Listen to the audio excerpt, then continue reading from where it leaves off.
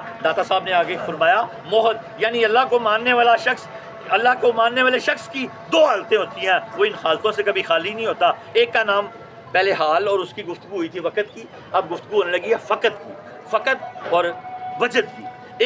ایک یہ جو ہم فقط اور وجد سے خالی نہیں ہیں، سمجھ آ رہی ہے؟ فقط اور وجد سے خالی نہیں ہے، یہ ٹرم ہے صوفیہ کے، اور خالی نہیں ہے۔ یا دو حالتیں ہیں اللہ سے محبت کرنے والے کی، ہمیشہ دو حالتیں رہتی ہیں، ایک فقط یعنی جب وہ گم ہو جائے، دوسرا وجد جب وہ پا لیتا ہے۔ یہاں گھنٹوں لگنے چاہیے تھے لیکن ٹائم ہمارے پاس بڑا چھوڑا۔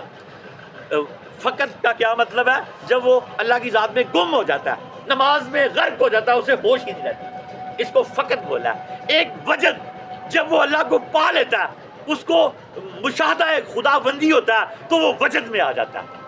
دعا کرو یہ حالتیں ہمیں مل جائیں۔ خدا کی قسم ہم تو ان کے بارے میں جانتے ہی نہیں ہیں، ہمیں پتہ ہی نہیں حالتیں ہوتی بھی ہیں کہ نہیں ہوتی۔ اگر مل گئی تو ہمارے مقدر جاگ جائیں گے۔ مومن موحد دو حالتوں سے کبھی خالی نہیں ہوتا، ایک فقط یعنی جب وہ گم ہو جائے، دوسرا وجد جس میں وہ پا لیتا ہے۔ ایک کو وصال کہا جاتا ہے، دوسرے کو فراق کہا جاتا ہے۔ ان دونوں کیفیات میں اس وقت مغلوب ہوتا ہے، اس کی وجہ یہ ہے۔ میرا دل کرتا ہے کہ ایک لفظ کر کے سمجھاؤں آپ کو، لیکن چلتے جاؤ پھر وہ جماعت کھڑی ہو جائے گی۔ اللہ آپ کو سمجھا دے، مجھے بھی سمجھا دے۔ اور ایک کو وصال کہا جاتا ہے، دوسرے کو فراق کہا جاتا ہے۔ ان دونوں کیفیات میں اس وقت مغلوب ہو جاتا ہے، اس کی وجہ یہ ہے اصل کی کیفیت میں وصل اللہ تعالیٰ کی طرف سے ہوتا ہے۔ جب ہم اصل پا لیتے ہیں تو وصل ہو ہی جاتا ہے۔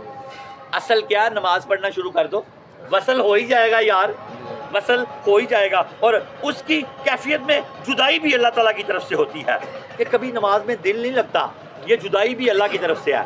اس میں بھی نماز نہ چھوڑو، کیونکہ وہ حالت دوبارہ آئے گی۔ اب آزمائش آئی ہے، ابھی مزہ آ رہا تھا تو نماز مزے کے لیے پڑھ رہے تھے، اب مزہ نہیں آ رہا تو اللہ کے لیے پڑھو۔ اب مزہ نہیں آ رہا، یہ داسر سمجھانا چاہ رہے ہیں، اب اللہ کے لیے پڑھو، چھوڑو نہ۔ اور اصل کی کیفیت میں وصل اللہ تعالیٰ کی طرف سے ہوتا ہے، اور اس کی کیفیت میں یہ جدائی بھی اللہ تعالیٰ کی طرف سے ہوتی ہے۔ یہ دونوں صورتوں میں بندے کا اختیار اور بندے کی کوشش برقرار نہیں رہتے۔ یہ دل لگے تو تب بھی اس کے بس میں نہیں ہے، نہ لگے تب بھی اس کے بس میں نہیں ہے، اس کو لگا رہنا چاہیے، اس کو لگا رہنا چاہیے، اور اس کے بس میں نہیں ہے۔ اور بندے کی کوشش برقرار نہیں رہتے اس کے ساتھ بندے کو، جس کے ساتھ بندے کو موصوف کیا جا سکے، کیونکہ بندے کا اختیار اس کی حالت سے الگ کر دیا جاتا ہے۔